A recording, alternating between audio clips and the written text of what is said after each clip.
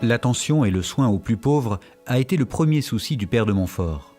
Il vécut toute son existence pauvre au milieu des pauvres. Il voyait en eux le Christ lui-même. S'occuper des pauvres, c'était donc honorer le Christ.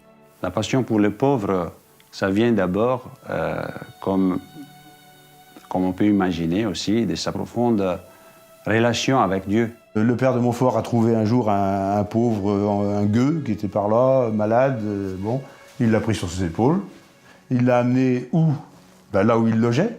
Il a frappé et puis il a dit simplement « Ouvrez à Jésus-Christ ». Voilà. Pour lui, le pauvre, c'est Jésus-Christ. Une fois prêtre, il a été invité plusieurs fois par ses parents pour partager un repas. Il était très occupé, mais un jour il accepte. Il accepte à une condition, de venir avec mes amis. Mais entre-temps, il ramasse, il récolte tous les pauvres et les clochards. Il arrive avec eux. La famille reste touchée. Celui qui est le plus abandonné, qui est donné jusqu'au bout, c'est l'image de Jésus-Christ tel qu'on doit la voir, celui qui donne sa vie, celui qui a tout donné, celui qui est le pauvre parmi les pauvres. Et donc il était toujours prêt, pas seulement à aider les pauvres, mais aussi à stimuler, susciter aussi la solidarité autour de lui. Comme par exemple lors de ses missions, où le père de Montfort exige que les chrétiens nourrissent les pauvres de la paroisse.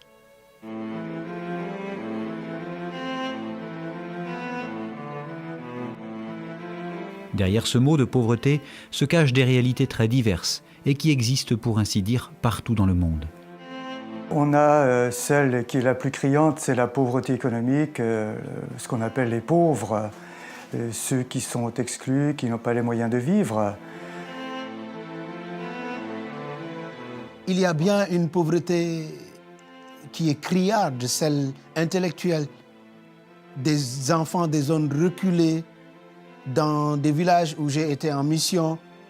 Ces gens-là, il faut qu'il y ait d'autres gens, comme des frères de Saint-Gabriel, qui acceptent de quitter leur confort de ville, de beaux collèges, etc., qui acceptent d'aller travailler avec ces gens pauvres dans les villages.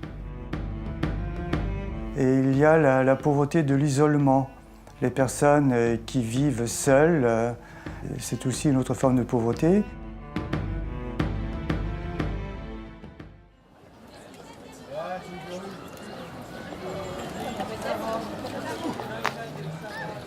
Il y a encore la pauvreté physique quand on devient dépendant.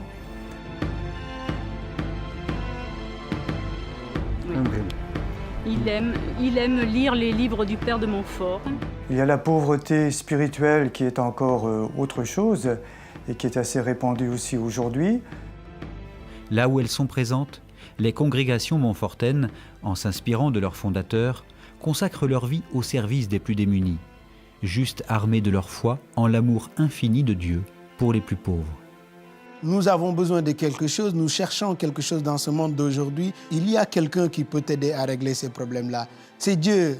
Son message n'est pas has-been, il n'est pas dépassé. Il y a une richesse qu'on peut trouver encore chez Dieu.